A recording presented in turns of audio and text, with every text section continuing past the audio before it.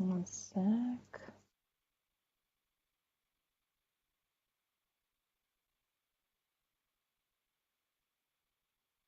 Okay.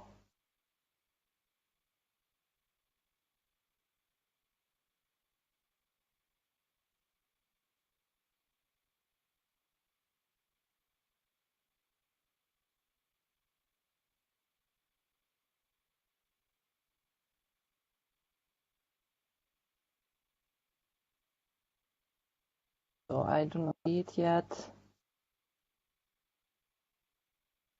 Okay, now. So hello everybody. Happy New Year. And we are starting with a guest here on the Up to Yourself, because it's up to yourself how you build your business and how you create your happy life and your entrepreneurial journey. I know that now I should have been live to make the book recommendation for this month, but I will be doing it after it because this interview was more important. So we will talk about the corporate social responsibility, which is a very big topic if you are in a business, because people love to help other people. And that's why businesses should help also other people, not just in a business way, but as a more human way, if I may say so. So shall we start maybe? So tell me what you do, who you are, and what is the value that you provide for others. Hi there. So I'm Joe Barber, and I'm the owner of Seeing Social. So basically, I save businesses time by managing their social media, so they can get on with producing their products or whatever they do, and I'm looking after their social media for them. So I mainly I do scheduling and I do content creation for Facebook, Twitter, and Instagram. Okay, so this is the value what you are providing, the content. Yes, that's right. Yes. Okay, so you wrote a blog for Up to Yourself about corporate social responsibility. Can you, so for more awareness as a business owner, what does the term corporate social responsibility practices mean generally? I'll say in general, corporate social responsibility means showing that you are a bit more than just making money. So um, one thing a lot of my clients do, specifically around Christmas, is encouraging people to donate to charity in lieu of buying something for their shop, for example. So maybe having an option in the shop to donate to charity as opposed to buying something. Um, but sort of in general, the practices of CSR mean taking ownership of your own impact and attitude to waste. And this could be, like physical waste like paper and carbon emissions, plastic, or it could be again just encouraging the people that follow you, the people that buy from you to, perhaps, as I said, donate to charity in lieu of buying something physical. So, as a Mm, business owner, you have a responsibility to eliminate these things, but also encouraging others to do so.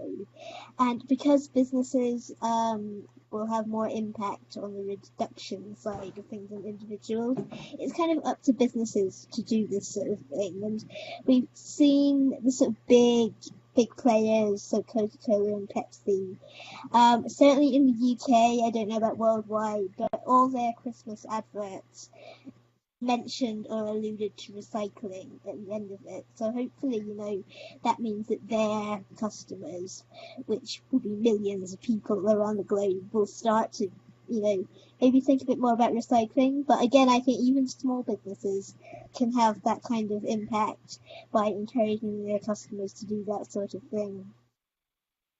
mm-hmm, mm-hmm. And why is this corporate social responsibility important to use into your marketing strategy? So, as you'll have seen on the blog, 68% of people believe that successful brands are those that make the product most positive contribution to society beyond just providing good services and products.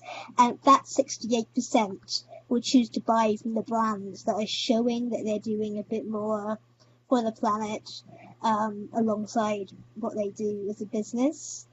And so it's really important that, once you've decided what bit of corporate social responsibility you're going to practice, that you show off about that in your in your social media, on your website, just telling your customers about what you're doing, and so it should be the main player in your marketing strategy, not the added extra that you think about occasionally because it's a nice thing to do, but it should be one of your main communication strategies should be what you're doing alongside your making money. Mm-hmm. And what is your social responsibility in your business, and how did you choose it? Okay, so I'm really lucky that I work from home, so my overheads, they're minimal. And also, I get sort of my full choice over choosing my power supplier. So, I use a supplier that does a lot of using sort of wind energy, solar energy.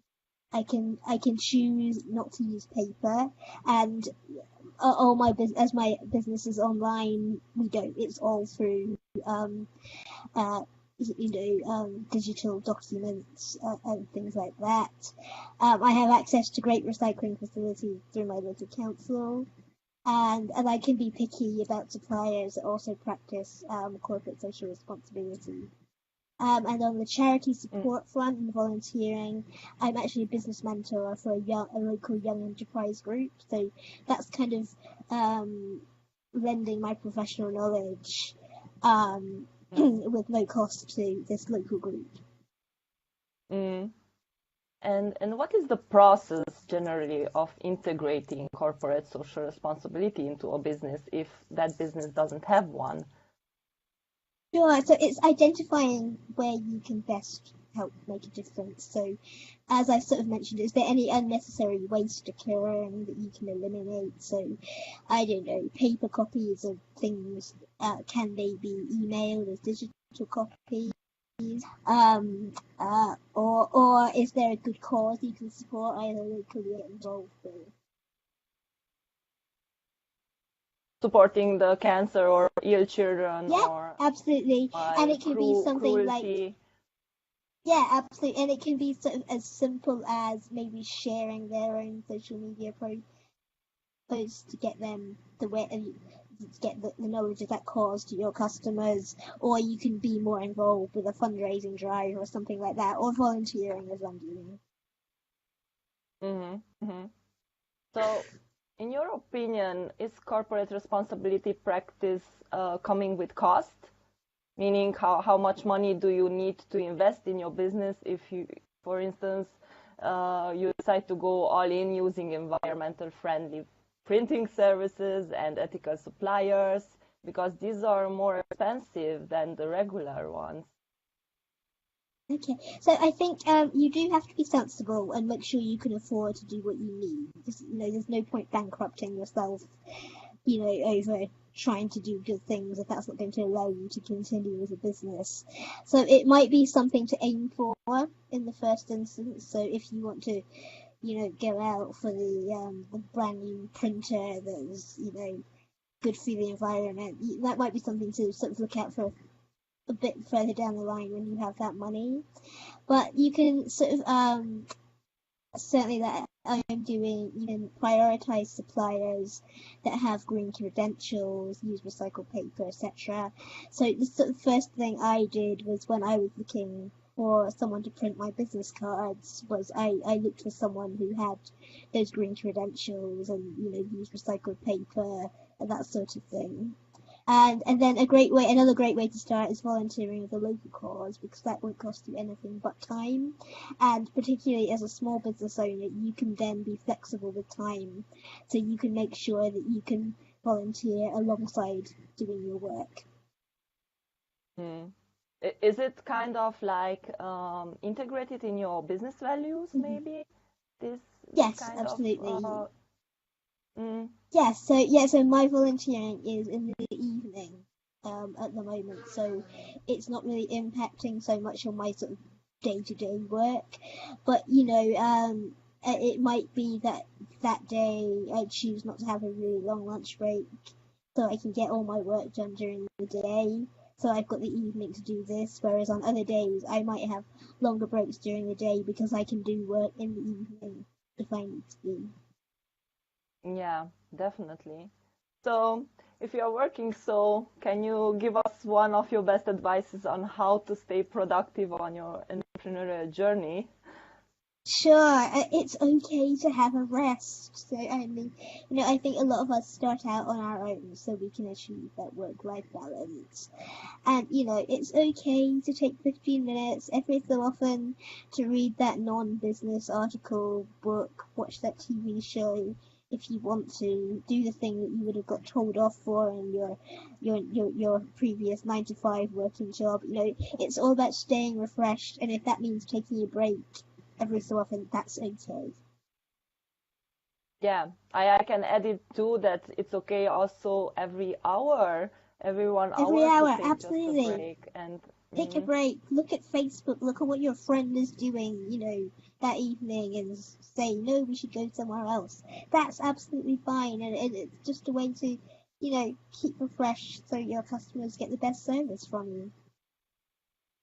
yes, exactly. And talking about service, tell us about your services and prices and if you have a special offer for the moment.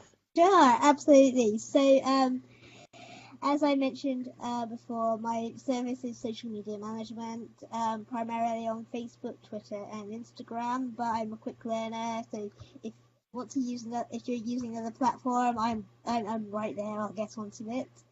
And my pricing is a deal. So if your viewers, they can get in touch with me.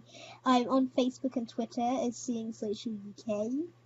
And if you mention that you heard of me via Up to Yourself, my offer is £100 per month per platform. Okay, and what does include your service there for So 100 that pounds? involves scheduling. So I look at when your best would be best for posts. So again, a few of Mm, my clients are global, so we look at posts that will cover the time zones that they want to reach. So Europe, and then we have West and East Coast USA. I'll be looking at the best kind of content to post. So this could be blogs, it could be podcasts, it could be when you're doing a live, that sort of thing.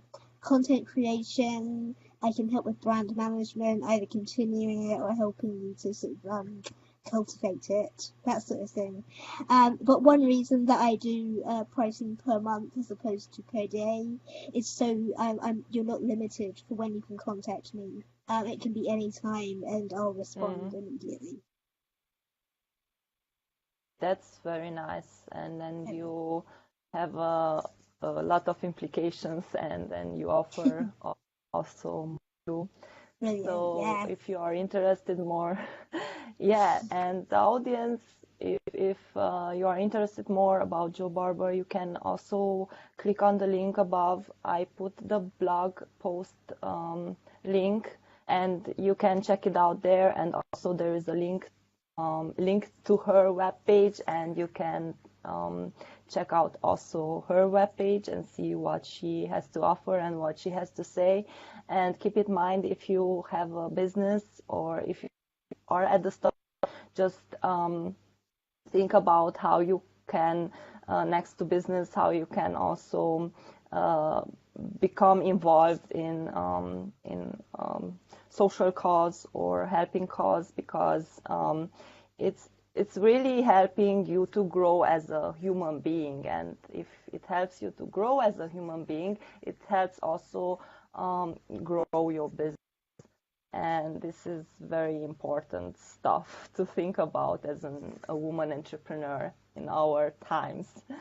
And thank you everyone for watching. We will see each other very soon with a book recommendation, and stay productive until next time. So bye everyone. Bye.